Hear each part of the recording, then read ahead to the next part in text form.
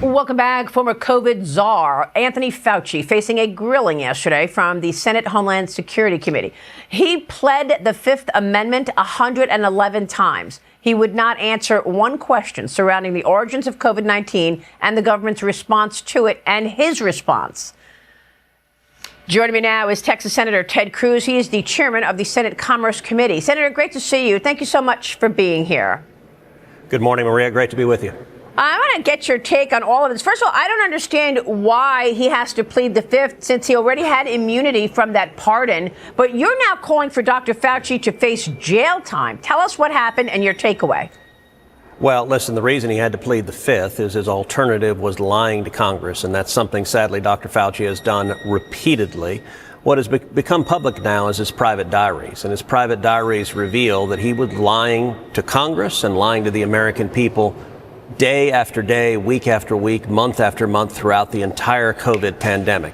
For example, in his diaries, he noted in January, at the beginning of the pandemic, that it was obvious that COVID did not originate in the wet market. And yet he went on national television. He told Congress COVID came from the wet market, did not come from the Wuhan Institute for Virology. It was not a leak from a Chinese government lab. Now, there's a reason for that, which is Dr. Fauci was responsible for releasing funds that funded what I believe was the research, the gain of function research that modified and created the COVID virus. So he was covering his own rear end when he was doing that, but he was deliberately lying. And you look at his diaries also that show just a megalomaniac. I mean, he described himself as a rock star on TV. He was interested in being in TV rather than saving people's lives. And so he faced a challenge because, yes, the pardon that Joe Biden corruptly gave him to cover up from his criminality, that was retrospective. That covered past crimes. But if he went to the Senate and lied again yesterday, I believe the Department of Justice would prosecute him for lying to Congress under oath. And so Dr. Fauci was not willing to tell the truth, that he was a craven liar who destroyed jobs, who destroyed lives, who destroyed the future of kids. Another lie that he revealed in his diary is he was reveling in convincing Democrats in New York and California to shut down schools. He was thrilled that he convinced them to shut down schools.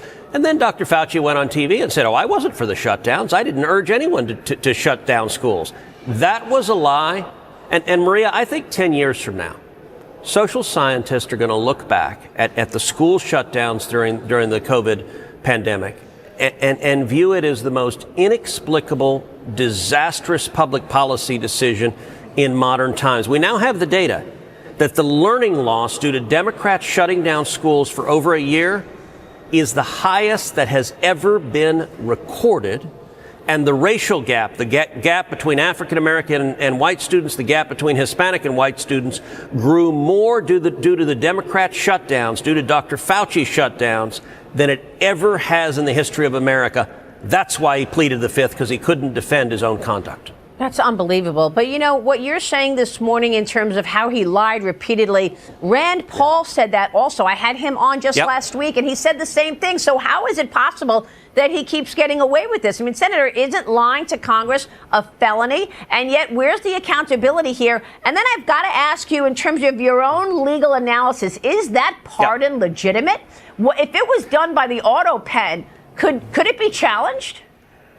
Well, let's take that one at a time. Yes, lying to Congress is a felony. It is a felony punishable by a long prison term. The reason he wasn't prosecuted is because Joe Biden and the Democrats agreed with his lies. They wanted him to lie. They've elevated him to the position of folk hero. You know, I tweeted out yesterday, James Tallarico, the extreme left-wing Democrat running for Senate in Texas.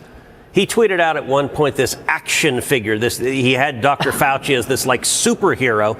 I did have to ask, gosh, if you push the lever, does it plead the Fifth? Which he did 111 times. The Democrats, they wanted him to lie. They agreed with his lie. Why? Because let's take the school shutdowns. You have Randy Weingarten, the radical left-wing president of one of the biggest teachers unions, who was for the shutdowns and was advocating for the shutdowns. And understand, the Democrat Party did not give a damn that they were hurting kids. They didn't care at all, because for them it's about power and staying in power. So he should have been prosecuted. On your question, if the pardon is valid, that is an undecided legal question. I think there's a real argument. So constitutionally, the Department of Justice the Office of Legal Counsel has determined the president does not need to physically sign a pardon to make it valid. He can direct that it be signed, and the Department of Justice has said that is valid. The real question on the auto pens is, did Joe Biden have any awareness? You know, of all the pardons he signed at the end, do you know the one that he hand signed? That would be his son, Hunter Biden. Right. It was the only one he hand signed.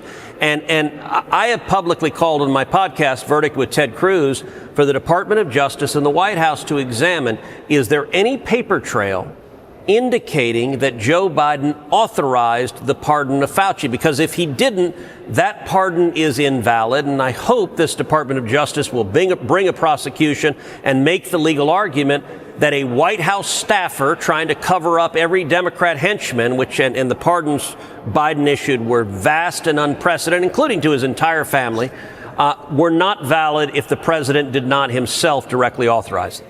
Unbelievable. This is just extraordinary. All right, I want to get to other topics, because I saw you on your podcast talking about Mamdani and talking about all of these radical lefties that I want to get your take on. And I also got to get your take, have to get your take on what can get done. President Trump is keeping the pressure on John Thune, urging him to stay in session until the Save America Act is passed. Around a dozen Republican senators say they're willing to stay in Washington and work through recess until the election integrity bill passes. Senator, you said the Senate should do anything and everything, including working through the August recess to get that done. You have 7 legislative days to do so. We just saw in New Jersey 6,600 illegals registered to vote. The governor, Mikey Sherrill, told us hundreds of them actually did vote. Do you think you can get the Save America Act over the finish line before the recess or before the midterms even? Look, we have to do everything humanly possible to pass the Save America Act. I'm an original sponsor of the Save America Act. For months, I've been making the argument to my colleagues, we need to get this passed to preserve election integrity, to stop rampant voter fraud. As you noted, over 6,000 illegal voters registered in New Jersey. The Democrats, that's how they stay in power. You look at the debacle in California. They may still be counting votes in California. Democrats want illegal aliens to vote. That's why they oppose the Save America Act. We need to do everything humanly possible. What I've been arguing to my colleagues is we need to force the Democrats to do a talking filibuster, not just raise a finger and say, I filibuster, but stand up and talk and talk and talk. Think Jimmy Stewart in Mr. Smith Goes to Washington. Or remember back to the 21 hours that I filibustered on the Senate floor against the disaster that was Obamacare. We need to make the Democrats do that until they can talk no longer, and then we should pass the Save America Act. Absolutely, we should stay here through August. We should keep going until we get it done. And look, it's a real press. Do we get 50 Republicans to stand together? I am fighting tooth and nail to make that happen. I'm grateful for the president fighting. We need to get this done. Yeah, and real quick, on your podcast yesterday, you talked about this radical left list that Zoran Mamdani is not just going after billionaires. He docks nearly 1 million New Yorkers. He put their names in that list and identified their homes to be under review. I thought it was a $5 million cap, and now he's putting people's in there that have homes that are valued at $1 million. I didn't understand what that list was about yesterday, Senator. Look, that list was about persecuting and attacking those he views as his political enemy. That was a list. He doxed nearly 1 million New Yorkers. The intention was to have radical left-wing activists harass them, attack them, and I believe that was an invitation to physical violence. We are going to see, tragically, you look at the leftists who celebrated when the United Healthcare CEO was shot on the streets. You have idiot Marxists who wear T-shirts with the murderer on it. You have idiot Marxists who have tattoos of the murderer on it. And look, Mamdani, I think it's important for people to understand. This man is not merely a socialist, which is bad enough. He is a Marxist. He is a full-on communist. And this is what communists do. Look, as you know, my family came from Cuba. Communism is not theoretical. It's not abstract. My family was imprisoned and tortured by communists. And I think America's largest city governed by a radical communist who is persecuting his enemies, that's really dangerous.